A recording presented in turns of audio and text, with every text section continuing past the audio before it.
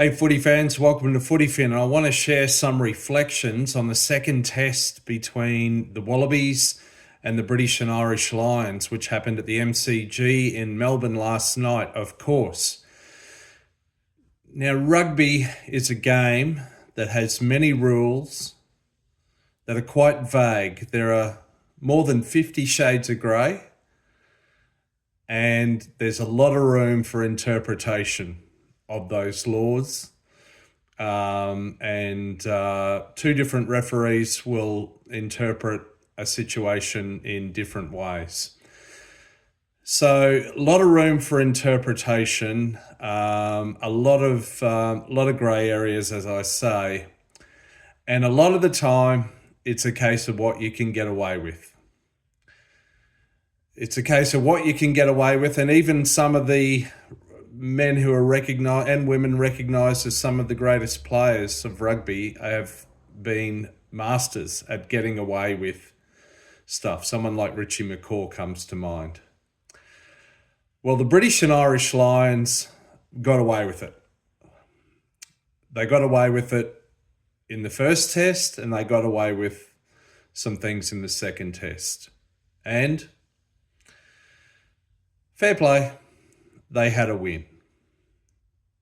Recognise that. They came from 23 points to 8 down. Sadly, the Wallabies took the foot off the juggler, and it wasn't helped by a couple of key players being injured, having to be replaced at half-time.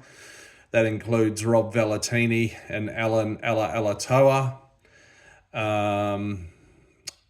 Will Skelton was replaced after 47 minutes. I don't think anyone expected him to last much longer than that. But yeah, it's the Lions got away with some things, and of course the Wallabies got away with a few other things. But on balance, across the two tests thus far, I would say that the Lions have got away with more things. Tom Curry got away with a high tackle on Tom Liner, who was still in the air, a late tackle rather, a high tackle in a different instance. Tyke Furlong got away with head contact on Ikitau in the first test. Andrew Porter got away with boring in at an angle. Ellis Genge got away again last night with boring in and pulling his opposite number down in scrums. Cynical, but clever, street smarts in terms of rugby. And Jack Morgan got away with an illegal challenge on the neck of Carlo Tizzano in the final minute, seconds before the game-deciding try. So they got away with it. All right, it's life, it's history now, and it won't be changed.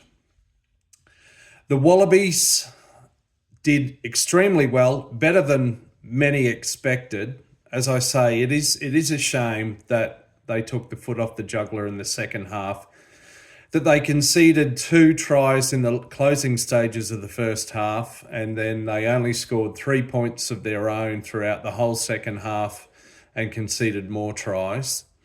That is a great shame. But on balance, they did extremely well. I mean, let's be fair here. It was a great contest, a great test.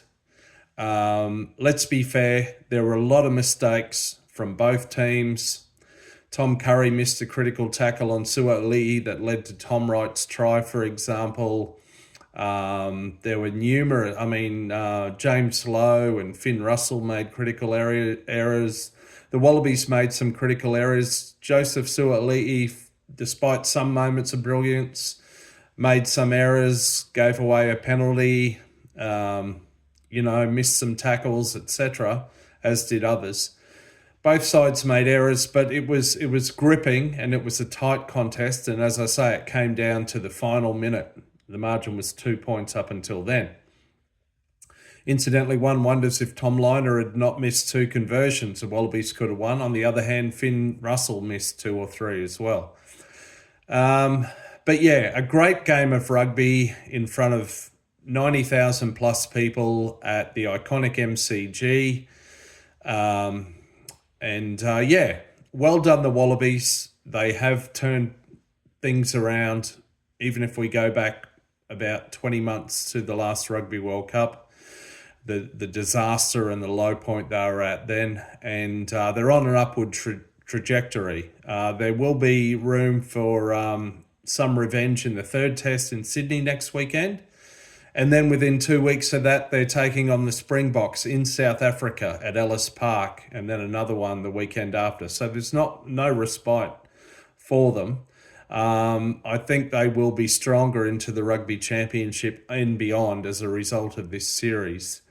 So yeah, well done to the Wallabies. As I said already, fair play to the Lions for coming back from a big deficit, 23 points to 8.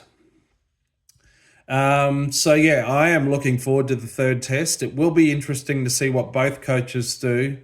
Does Farrell change it up completely? Indeed, does Joe Schmidt start to rest some players with a view to taking off for South Africa just over a week later and taking on the Boks 2 weeks after the third Lions test?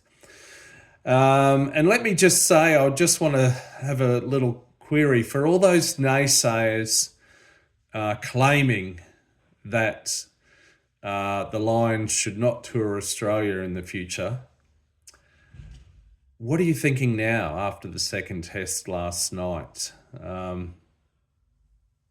Thoughts?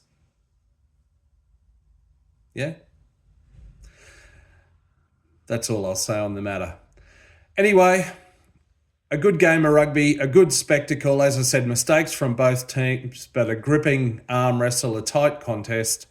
And in the end, the Lions got away with it. They got away with infringements. The Wallabies did as well, but on balance, the Lions got away with more across the two tests, and they got away with the result. It happens in rugby.